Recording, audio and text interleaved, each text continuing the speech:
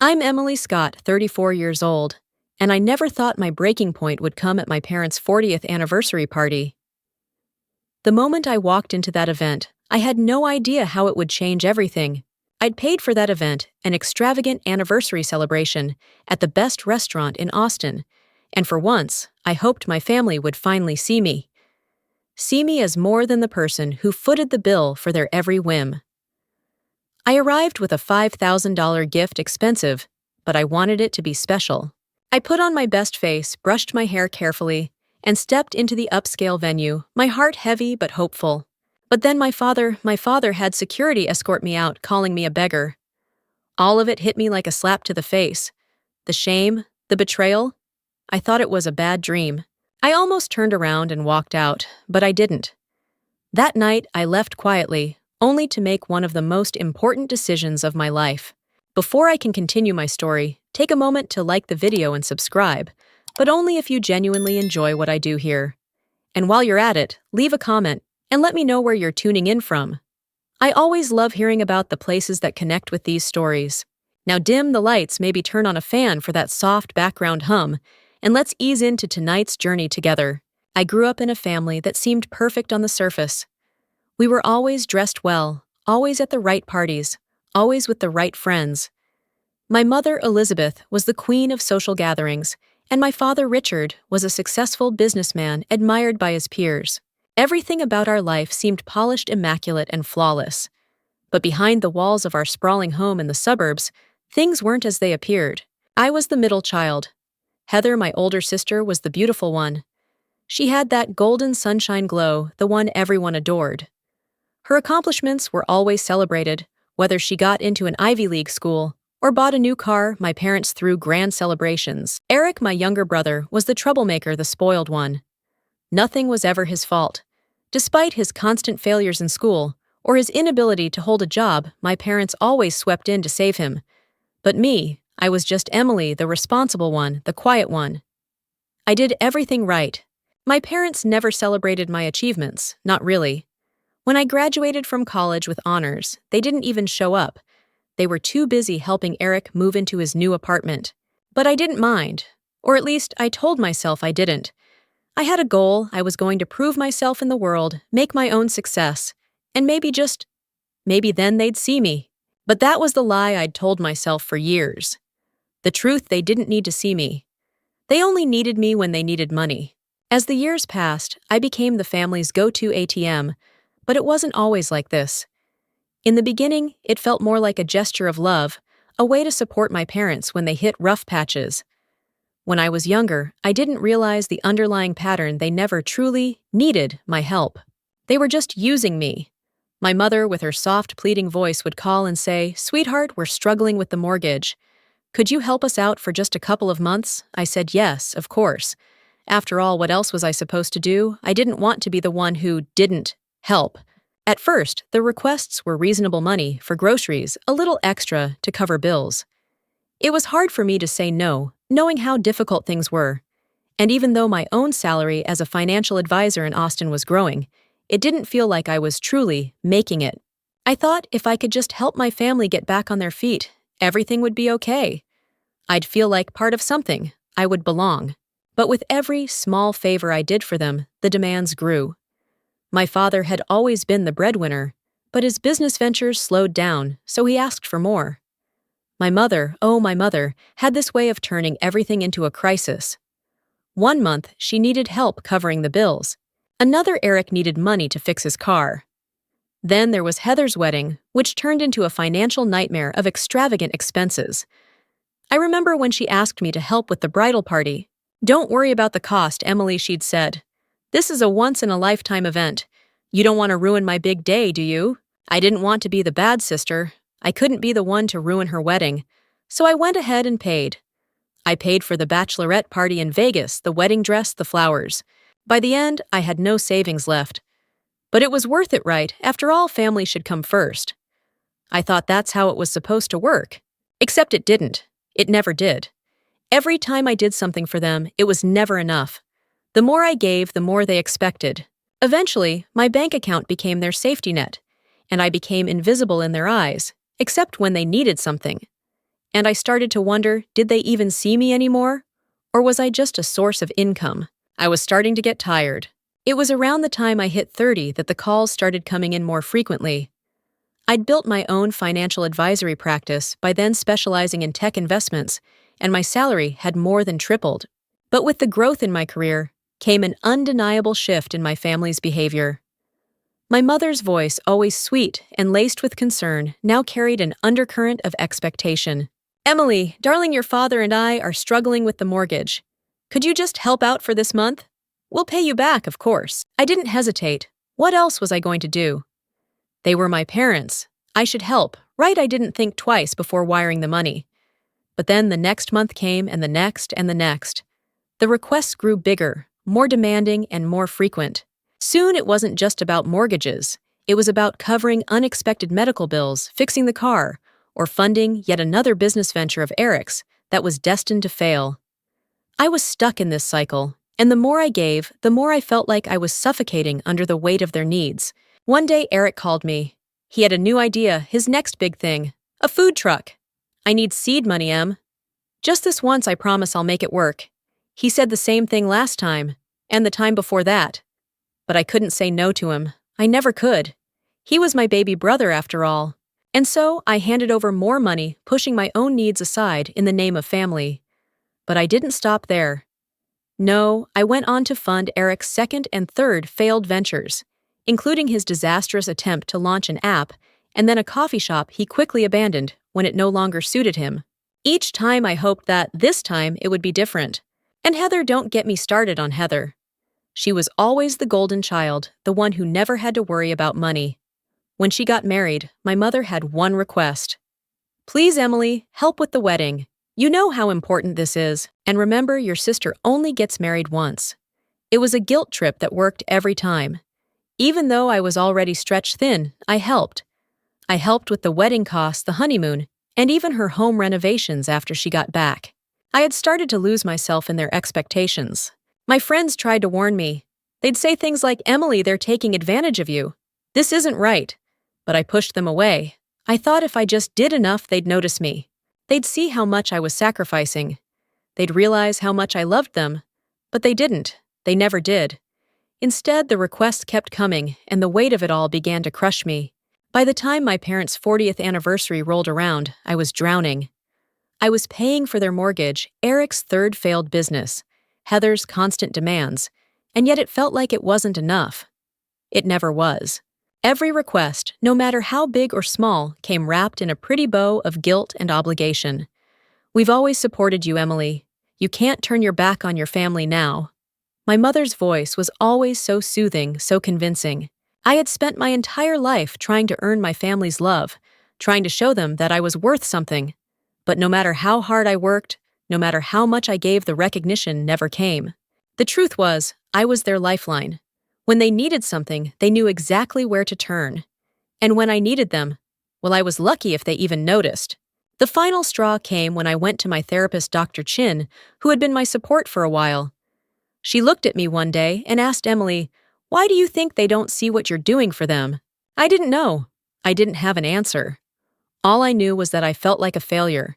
No matter how hard I tried to be the perfect daughter, sister, and support system, it was never enough. I could feel myself slipping, like I was losing the person I used to be, the strong, independent woman who built her career from scratch. I was starting to disappear under the weight of their demands. I worked more, stretched myself thinner, hoping for the breakthrough moment, that one thing that would make it all worth it. But it never came. The bills piled up, and so did the emotional toll. I remember lying awake at night, staring at the ceiling, wondering if this was what my life was going to be, a series of endless sacrifices that never made me feel seen, never made me feel loved. There was this quiet rage building inside of me, a feeling of being used, of being invisible. The sacrifices I'd made were countless, but no one acknowledged them. The anger I'd tried to ignore bubbled to the surface. It wasn't even anger at them. It was anger at myself.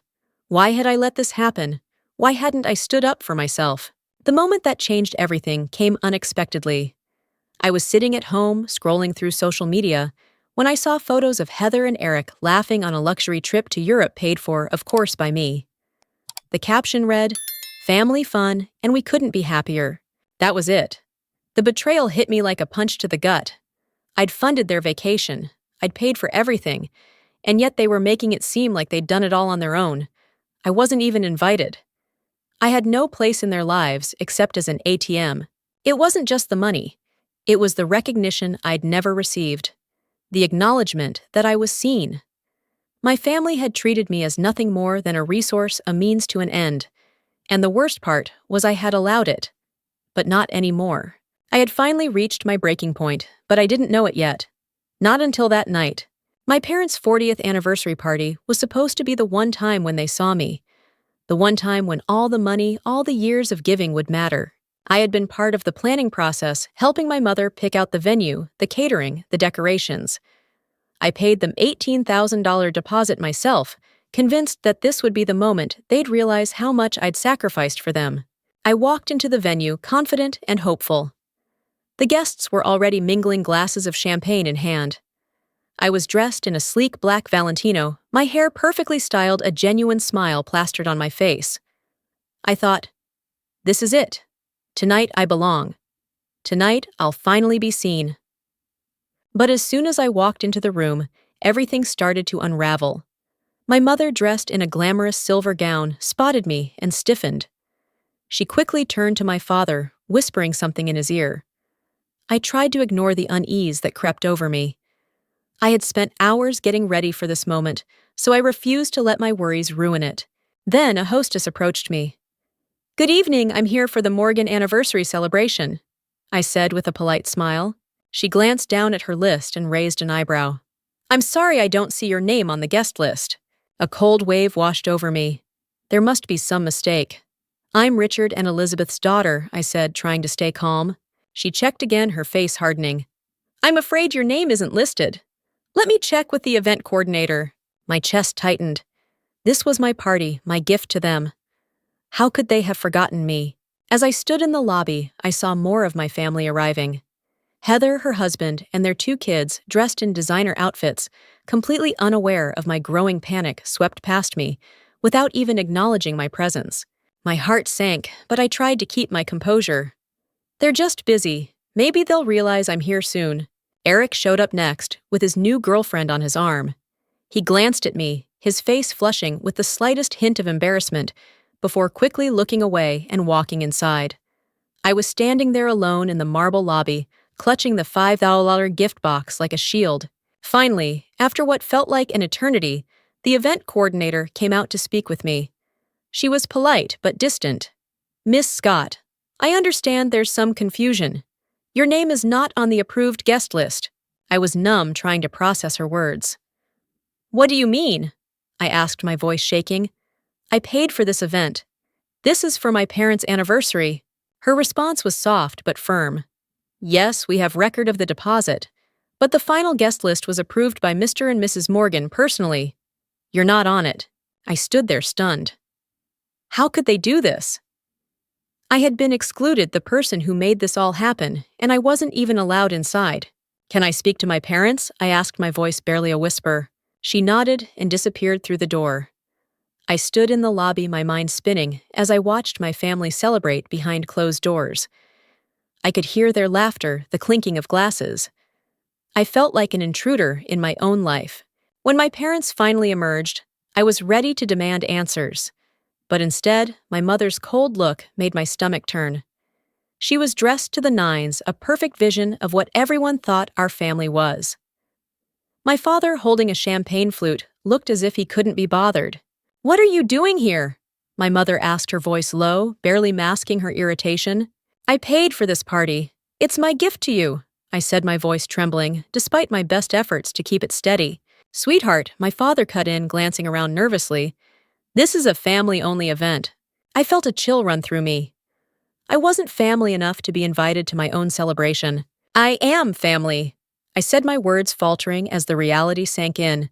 "You're always working," my mother said, a dismissive tone creeping into her voice. "This is for people who are actually involved in our lives."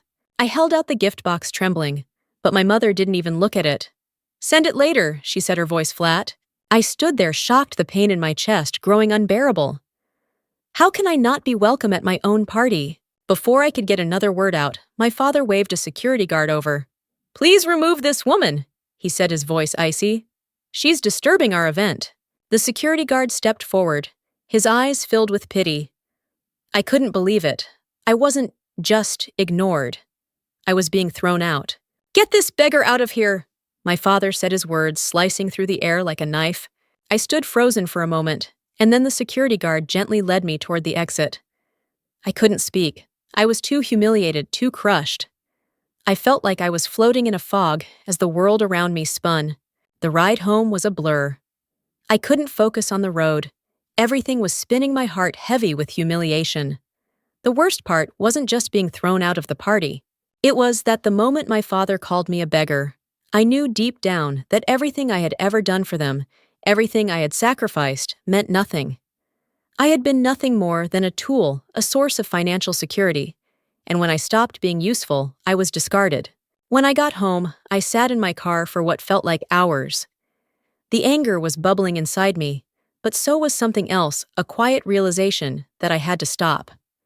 I had to stop giving them everything. I had to stop letting them use me. But before I could take action, I needed to see the full extent of what I had given. I sat down at my kitchen table, the soft glow of the lamp above me, casting a dull light on the papers scattered around. I pulled up my financial tracking app, the one I'd used for my personal clients, the one I'd kept meticulously updated tracking every dollar I had spent on my family. I had never added it up before. I hadn't wanted to. It felt too overwhelming. But now, in the quiet aftermath of that night, I needed to know the truth. I needed to face it. The number that appeared on my screen made my stomach drop. Over the past decade, I had given them over $327,000. That wasn't counting the deposits for weddings, vacations, or the occasional cash loan to Eric that he'd never repaid. That was just the regular support, the mortgage payments, the emergencies, the new cars, the repairs, the bills. The grand total didn't even include tonight's $18,000 deposit. I felt sick. How had I let it go on for this long? Why hadn't I seen it before? They had never once asked how I was doing, or if I could afford these things. They had never cared about my financial security, about my needs. They had taken everything I had, and they were still asking for more. I scrolled through the itemized list, each entry a stab to my heart. I saw Eric's failed businesses, Heather's endless shopping sprees, my parents' credit card bills. But the hardest part was seeing the dates, the years I had been building my career, getting promotions, getting ahead, while they were sucking me dry. But as I sat there staring at the list, something in me started to shift. The anger that had been swirling inside me began to crystallize into something else: determination. I wasn't going to let them do this anymore. I started typing. I made a spreadsheet listing every single dollar I had given them. I separated it by year, by person, by category.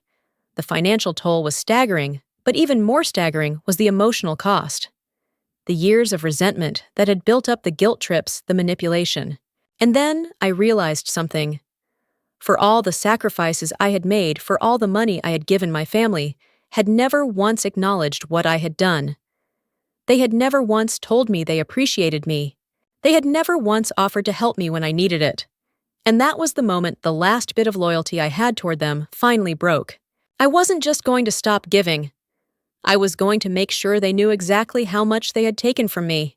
I spent the next few days in a haze, consumed by everything I had uncovered. The spreadsheet wasn't just numbers on a screen. It was a cold reminder of how much of my life I had sacrificed for a family that had never truly appreciated me. As the reality of the situation settled in, I knew what I had to do. I couldn't keep giving, not anymore. The first step was to cancel everything I had promised to fund. My fingers trembled as I typed out the emails to cancel the anniversary cruise, the Disney trip, and the country club membership renewal. Every word I wrote felt like a weight lifting from my shoulders, but the fear quickly followed. I had always been the reliable one, the one they could count on. What would happen if I pulled away? What would they say? But as the days passed, the fear began to dissipate, replaced by something stronger: clarity. The more I thought about it, the more I realized that their need for money was never about emergencies. It was about control. I had been their safety net, their ATM, for as long as I could remember. the emotional manipulation was just as draining as the financial requests. Every conversation with my mother, every phone call from Eric, every urgent text from my father, each one was designed to guilt me into giving more. And I had always given because I wanted to feel needed. I wanted to feel like I mattered. But now I was seeing the truth. I mattered to them as long as I was useful. I didn't matter as a person, just as a resource. That was no longer something I could accept. I made the decision to cut ties with them financially, but emotionally as well. It wasn't going to be easy. I knew they would fight. It would accuse me of being selfish, of abandoning them. But I couldn't keep sacrificing my own happiness and security for their constant demands. That night, I sat in front of my laptop, staring at the blank screen as I drafted the email. The words didn't come easily, but they were necessary. It was time to set the boundaries I should have set years ago. I paused for a long time before hitting send. My hands were shaking, but I knew I was doing the right thing. I had to stop enabling their behavior. I had to stop letting them control me. The email read, "Sarah, to my family, I've spent years giving to you, helping in every way I can, but I've come to a point where I can no longer continue. From this point forward, I will no longer be providing financial support. This includes the deposits I've paid for the anniversary party, the Disney trip, the cruise, and all the other loans and gifts I've provided. This isn't because I don't care about you. It's because I've realized I have to care about myself. I will no longer be a source of financial support. I need to focus on my own life and well-being. I hope you understand, but I will no longer be available for these kinds of requests. Regards, Emily." As I clicked send, a wave of relief washed over me. For the first time in years, I felt like I was finally standing up for myself. But even though I felt lighter, I knew this was just the beginning. They were going to be furious. My family wasn't used to being told no. They were used to having me bend to their every need. I could already hear the angry calls, the text messages, the guilt trips. But I was ready. I wasn't going to let their manipulation pull me back in. It didn't take long for the fallout to begin. The emails I'd sent were met with silence at first, but soon the texts started rolling in. "What do you think you're doing? You can't just cut us off, Emily. This is family. Do you have any idea what you're doing to us?" I read each one, my chest tightening with each message. My mother's frantic voicemail came in next. "Millie, please, I don't know what's going on, but you can't just walk away from your family like this. We need you, sweetheart. We've always been there for you." The words cut deep, but I couldn't let them pull me back in. I had already heard all of this before. Every time they needed money, they would tell me how much I meant to them. Every time I said yes to their requests, they'd claim I was essential, that they couldn't do it without me. But when it came time for me to need something, anything, there was nothing. No support, no acknowledgement. Then came the phone call from my father. It was late, and I had just gotten into bed when the ring of my phone pierced the quiet of my apartment. I already knew what it was. "Emily, what the hell is this email about? You think you can just walk away from us?" His voice was loud, angry, and sharp, cutting through the distance I had so carefully created. I sat up in bed, taking a deep breath. "You've got this, Emily. I'm not walking away from you, Dad. I'm walking away from your constant need to take from me. I've given you everything. And for what?" My voice was calm, but inside my heart was racing. I wasn't used to standing up for myself like this, but I wasn't backing down. "You've never given us everything, Emily," he snapped. "We've supported you, paid for your college, for your fancy apartment. You think this is just a one-way street?" I felt a cold lump form in my throat. They hadn't supported me. They had used me, and they didn't even realize it. I had never been asked if I wanted help with college. It had just been part of the deal. And my fancy apartment, I had paid for that with my own hard work. "No, Dad," I said, my voice steady now. "You've taken from me, and I've given until I'm empty. This is not support. This is financial abuse." There was silence on the other end of the line, and for a moment I thought he might hang up. But then his voice came back quieter this time. "You're making a huge mistake. You're going to regret this." Maybe I would regret it. But at that moment, I realized I could no longer afford to stay in this toxic cycle. I hung up the phone and sat there for a long time, letting the weight of the conversation sink in. I wasn't going to be the daughter they needed. I was going to be the woman I had to be for myself. The next few days were a blur of anger and guilt. My mother left voicemail after voicemail. My brother Eric called cursing me out for freezing his business loan. But I stood firm. I knew that if I let them back in now, all the progress I'd made would be for nothing. I began to notice something strange. As I stuck to my boundaries, I felt less burdened. My mind cleared, and for the first time in a long time, I started to breathe a little easier. They were furious, but I wasn't backing down. The initial fallout was intense. Calls, texts, emails, each one more desperate, more manipulative than the last. My father sent a long email threatening to cut me out of the will, as if I had ever cared about the will. My mother left tearful voicemails claiming I was ruining their lives, that they had given so much to me over the years. And this was how I repaid them. Eric was perhaps the worst, calling me every name in the book, accusing me of betraying the family. But for the first time, I didn't care. I had been told for years that I was nothing without them, that my worth came from my ability to give to them. And now I was finally realizing that I had a worth all my own. The days stretched on each one, filled with mixed emotions. Some days I felt a sharp, painful loneliness. The isolation of cutting ties with my family was harder than I'd expected. For all the abuse, for all the pain, there was still a part of me that wanted to make it right. But I couldn't go back. I wouldn't. I reached out to Jordan more during that time. She was my lifeline, the one person who had always believed in me, even when I didn't believe in myself. She helped me see that what I had done wasn't just necessary. It was brave. She reminded me of the woman I used to be before I'd been consumed by my family's demands. As the weeks went by, I began to rebuild. I had more time to focus on my career, my clients. The mental clarity I gained from cutting my family off was like lifting a weight off my chest. I poured myself into my work, and it paid off. My client base grew. I hired 2 new advisors, and we expanded the practice. The excitement of building something for myself, something that was mine and mine alone, filled the space where guilt used to reside. I also made new connections. I joined a support group for survivors of financial and emotional abuse, and there I met people who had experienced similar situations. They understood what it felt like to give so much only to be discarded. Our shared experiences became a foundation of strength, and we started to build a network of people who had found the courage to set boundaries in their own families. I spent more time with people who saw me for who I was, not what I could provide. I reconnected with friends I had neglected over the years. They were glad to have me back, and for the first time in years, I felt like I was enough. But the most significant change was the one happening inside me. The anger and resentment I had carried for so long started to fade. In its place, I found peace. I stopped seeing my family's betrayal as a personal failure and started seeing it as a necessary step in my growth. I was no longer defined by what I could give. I was defined by who I was. I looked at the spreadsheet again, the one I had created to track every dollar I'd given them, and this time it didn't sting. It didn't hurt. It was just a reminder of the price I'd paid for the lessons I'd learned. And those lessons were priceless.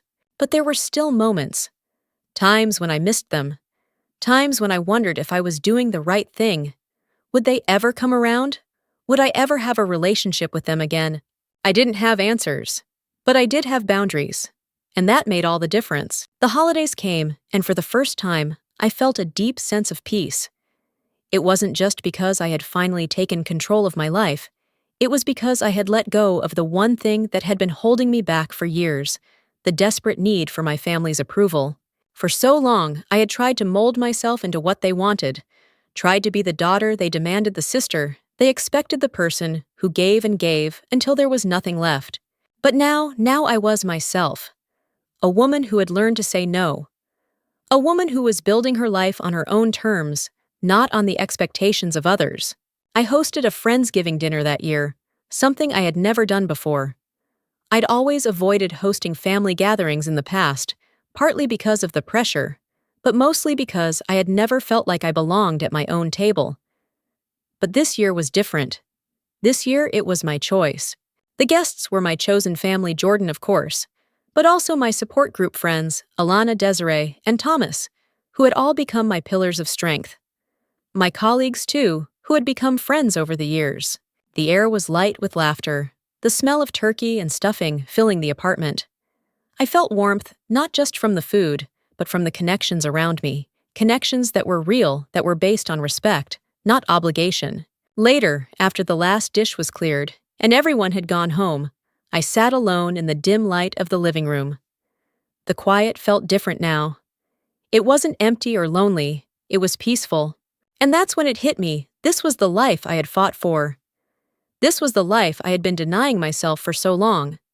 I had thought that family was supposed to define me, that I was nothing without them. But now I realized that my family's definition of me wasn't the one that mattered. What mattered was how I defined myself. I thought about the future, about where I was headed. I wasn't sure what it held, but for the first time in a long time I wasn't afraid. A few weeks later, my Aunt Catherine called me. She had been the one who gave me the letter from my grandmother, and I had already sensed that she had always known what was happening in our family. When I picked up the phone, she said, "I've been thinking about you a lot lately, Emily. I want you to know that I'm proud of you. I know it hasn't been easy, but you did the right thing. You're stronger than I ever knew." Her words hit me harder than I expected. I had spent so many years wondering if anyone saw me, if anyone appreciated me. And now, here was someone who did. I smiled to myself, feeling the weight of the past few months finally lift off my shoulders. I had made the right decision. And then, as the new year approached, something unexpected happened. I got a text from my cousin Rebecca. I hadn't heard from her since the family fallout, but her message was brief. "I've been thinking a lot. I know things have been crazy, but I want you to know that I'm here for you. I think it's time we talk." For a moment I hesitated. I wasn't ready to reopen old wounds, especially when I wasn't sure where my family stood with me. But then I remembered my grandmother's letter, and I realized that this wasn't about them anymore. This was about me. And if I could rebuild my life, maybe I could rebuild a relationship with Rebecca. The decision wasn't easy, but it was mine to make. I took a deep breath and typed back, "I'd like that. Let's talk." And so, for the first time in years, I opened a door I had kept closed. I wasn't sure where it would lead, but I knew that whatever happened, I would be okay. Because I had learned finally that no one could define me except me.